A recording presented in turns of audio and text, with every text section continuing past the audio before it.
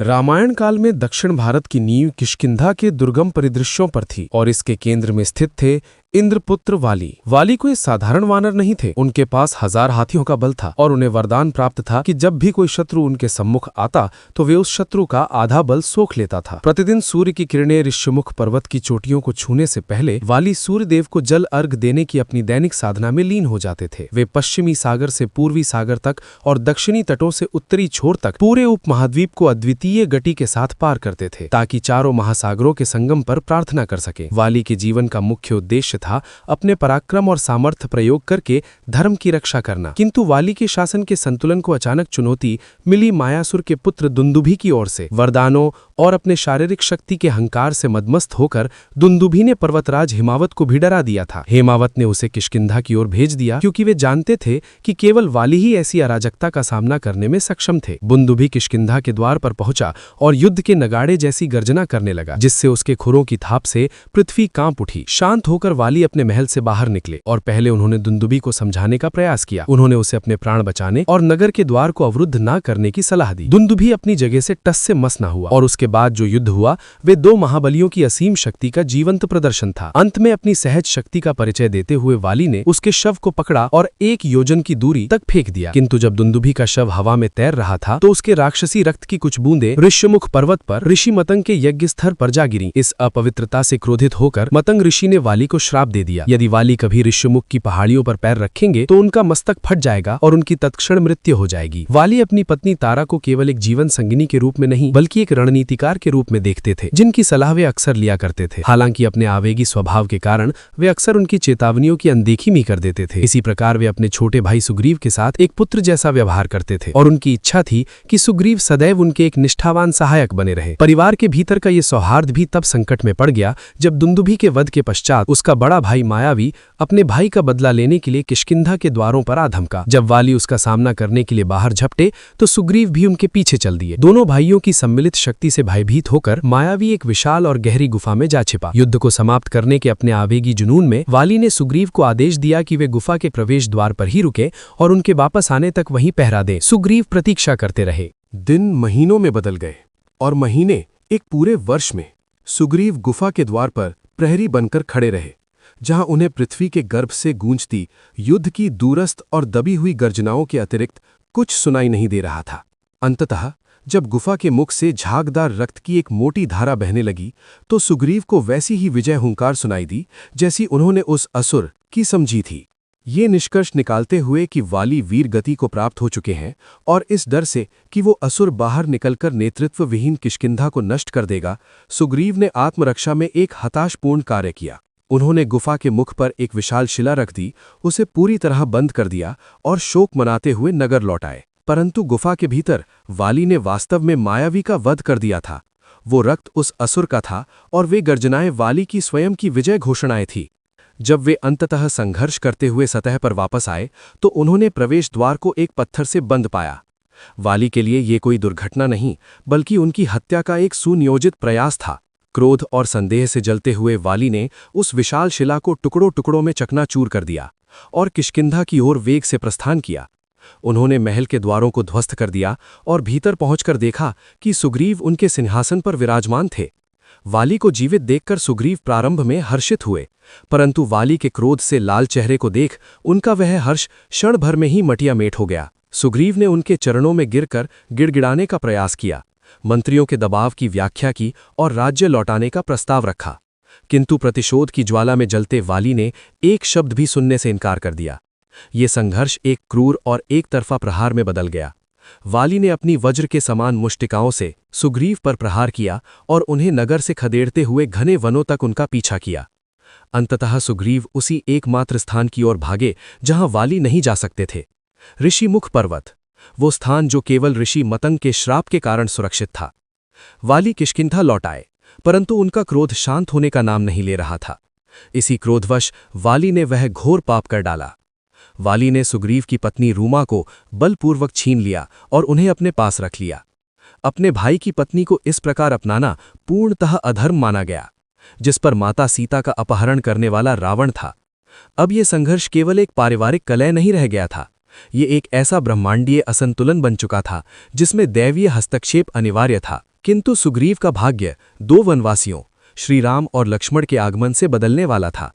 रावण के हाथों सीता को खोने के बाद वे कमलों और पक्षियों से सुशोभित पंपा सरोवर पहुंचे। ऋषिमुख की सुरक्षा से इन 2 योद्धाओं को देखते हुए सुग्रीव प्रारंभ में शंकित थे।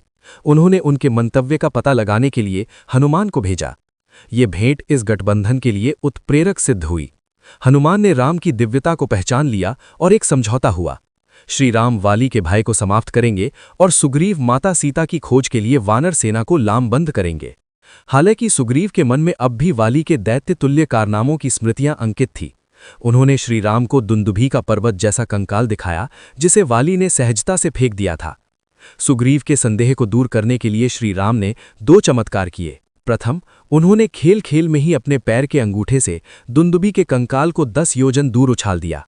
द्वितीय, उन्होंने एक ऐसा बाण चलाया जिसने 7 विशाल साल के वृक्षों को भेद दिया और पुनः उनके तरकश में लौट आया। इससे ये स्थापित हो गया कि श्री राम के पास वो सटीकता और शक्ति थी जो वाली के पार्श्विक बल को परास्त कर सकती थी। हालांकि सबसे महत्वपूर्ण रणनीतिक निर्णय वाली को छिपकर मारने का था, क्योंकि वाली अपने प्रतिद्वंद्वी की आधी शक्ति सोख लेते थे। दिन महीनों में बदल गए और महीने एक पूरे वर्ष में। सुग्रीव गुफा के द्वार पर प्रहरी बनकर खड़े रहे, जहां उन्हें पृथ्वी के गर्भ से गूंजती युद्ध की दूरस्थ और दबी हुई गर्जनाओं के अतिरिक्त कुछ सुनाई नहीं दे रहा था। अंततः जब गुफा के मुख से झागदार रक्त की एक मोटी धारा बहने लगी तो सुग्रीव को वैसी ही विजय हुंकार सुनाई दी जैसी उन्होंने उस असुर संगीत की समझी थी। ये निष्कर्ष निकालते हुए कि वाली वीर गति को प्राप्त हो चुके हैं और इस डर से कि वो असुर बाहर निकलकर नेतृत्व विहीन किष्किंधा को नष्ट कर देगा, सुग्रीव ने आत्मरक्षा में एक हताशपूर्ण कार्य किया। उन्होंने गुफा के मुख पर एक विशाल शिला रख दी, उसे पूरी तरह बंद कर दिया और शोक मनाते हुए नगर लौट आए। परंतु गुफा के भीतर वाली ने वास्तव में मायावी का वध कर दिया था। वो रक्त उस असुर का था और वे गर्जनाएं वाली की स्वयं की विजय घोषणाएं थीं। जब वे अंततः संघर्ष करते हुए सतह पर वापस आए तो उन्होंने प्रवेश द्वार को एक पत्थर से बंद पाया। वाली के लिए ये कोई दुर्घटना नहीं बल्कि उनकी हत्या का एक सुनियोजित प्रयास था। क्रोध और संदेह से जलते हुए वाली ने उस विशाल शिला को टुकड़ों टुकड़ों में चकनाचूर कर दिया और किष्किंधा की ओर वेग से प्रस्थान किया। उन्होंने महल के द्वारों को ध्वस्त कर दिया और भीतर पहुंचकर देखा कि सुग्रीव उनके सिंहासन पर विराजमान थे। वाली को जीवित देखकर सुग्रीव प्रारंभ में हर्षित हुए, परंतु वाली के क्रोध से लाल चेहरे को देख उनका वो हर्ष क्षण भर में ही मटियामेट हो गया। सुग्रीव ने उनके चरणों में गिरकर गिड़गिड़ाने का प्रयास किया, मंत्रियों के दबाव की व्याख्या की और राज्य लौटाने का प्रस्ताव रखा, किंतु प्रतिशोध संगीत की ज्वाला में जलते वाली ने एक शब्द भी सुनने से इनकार कर दिया। ये संघर्ष एक क्रूर संगीत और एक तरफा प्रहार में बदल गया। वाली ने अपनी वज्र के समान मुष्टिकाओं संगीत से सुग्रीव पर प्रहार किया और उन्हें नगर से खदेड़ते हुए घने वनों तक उनका पीछा किया। अंततः सुग्रीव उसी एकमात्र स्थान की ओर भागे जहां वाली नहीं जा सकते थे, ऋषमुख पर्वत, वो स्थान जो केवल ऋषि मतंग के श्राप के कारण सुरक्षित था। वाली किष्किंधा लौट आए, परंतु उनका क्रोध शांत होने का नाम नहीं ले रहा था। इसी क्रोधवश वाली ने वो घोर पाप कर डाला। वाली ने सुग्रीव की पत्नी रूमा को बलपूर्वक छीन लिया और उन्हें अपने पास रख लिया। अपने भाई की पत्नी को इस प्रकार अपनाना पूर्णतः अधर्म माना संगीत गया, जिस पर माता सीता का अपहरण करने वाला रावण था। अब ये संघर्ष केवल एक पारिवारिक कलह नहीं रह गया था, ये एक ऐसा ब्रह्मांडीय असंतुलन बन चुका था जिसमें दैवीय हस्तक्षेप अनिवार्य था। किंतु सुग्रीव का भाग्य 2 वनवासियों श्री राम और लक्ष्मण के आगमन से बदलने वाला था।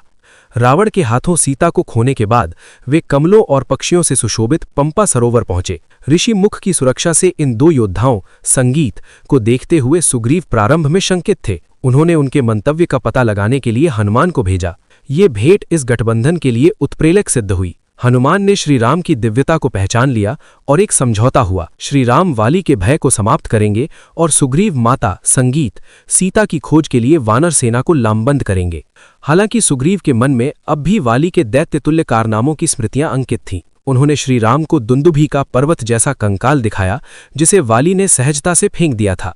सुग्रीव के संदेह को दूर करने के लिए श्री राम ने 2 चमत्कार किए। प्रथम, उन्होंने खेल खेल में ही अपने पैर के अंगूठे से दुंदुभी के कंकाल को 10 योजन दूर उछाल दिया। द्वितीय, उन्होंने एक ऐसा बाण चलाया जिसने 7 विशाल साल के वृक्षों को भेद दिया और पुनः उनके तरकश में लौट आया। इससे ये स्थापित हो गया कि श्री राम के पास वो सटीकता और शक्ति थी जो वाली के पार्श्विक बल को परास्त कर सकती थी। हालांकि सबसे महत्वपूर्ण रणनीतिक निर्णय वाली को छिपकर मारने का था, क्योंकि वाली अपने प्रतिद्वंद्वी की आधी शक्ति सोख लेते थे। पहली बार जब सुग्रीव ने वाली को चुनौती दी तो योजना विफल हो गई। जब दोनों भाई गुत्थम गुत्था हुए तो उनके शरीर रक्त से लथपथ हो गए और श्री राम एक जैसे दिखने वाले भाइयों के बीच अंतर नहीं कर पाए। वाली के घूंसों से अधमरे होकर सुग्रीव वापस पर्वत की ओर भागे। अतः दूसरी मुठभेड़ से पहले राम ने सुग्रीव के गले में गजपुष्पी की माला डाल दी, जिससे वे भिन्न दिखने लगे। जब सुग्रीव दूसरी बार किष्किंधा के द्वार पर लौटे तो उनकी गर्जना भयानक थी। इसे सुनकर तारा को अनिष्ट का आभास हुआ।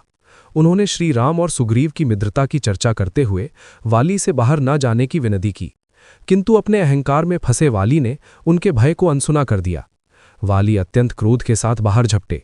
दोनों भाई पुनः आपस में भिड़ गए, लेकिन इस बार राम की दृष्टि वाली के वक्ष पर टिकी थी। जैसे ही वाली ने प्रहार के लिए मुक्का उठाया, श्री राम के बाण के रूप में आती एक सनसनाती प्रकाशपुंज ने उसे बीच में ही रोक दिया और वो सीधे वाली के हृदय में जा लगा। वाली गिरे, किंतु उनके प्राण तुरंत नहीं निकले। इंद्र के स्वर्ण पदक ने उन्हें तब तक थामे रखा जब तक वे धूल में विलीन नहीं हो गए। मरणासन्न अवस्था में वाली ने श्री राम के आचरण पर प्रश्न उठाए। उन्होंने छिपकर मारने वाले राजा की मर्यादा पर सवाल करते हुए इसे युद्ध के नियमों के विरुद्ध बताया। श्री राम ने धैर्यपूर्वक सामाजिक न्याय के उल्लंघन, विशेष रूप से रूमा को बलपूर्वक रखने को उनके वध का मुख्य कारण बताया। उन्होंने तर्क दिया कि जो राजा पशु की भांति आचरण करता है उसका शिकार पशु की तरह ही किया जाना चाहिए। उस क्षण वाली ने श्री राम की दिव्यता को पहचाना और अपने पापों का प्रायश्चित किया। अपने अंतिम क्षणों में वाली ने सुग्रीव से अंगद का ध्यान रखने का अनुरोध किया और रूमा को लौटा दिया और उनका शरीर परमात्मा में विलीन हो गया। अगर आपको ये प्रस्तावना पसंद आई हो तो इसे अपने मित्रों के साथ साझा करें, और अगर आप ऐसी कोई कथा का प्रस्तावना देखना चाहते हैं तो हमें कमेंट्स में बताएं और कृपया चैनल को सब्सक्राइब करना ना भूलें।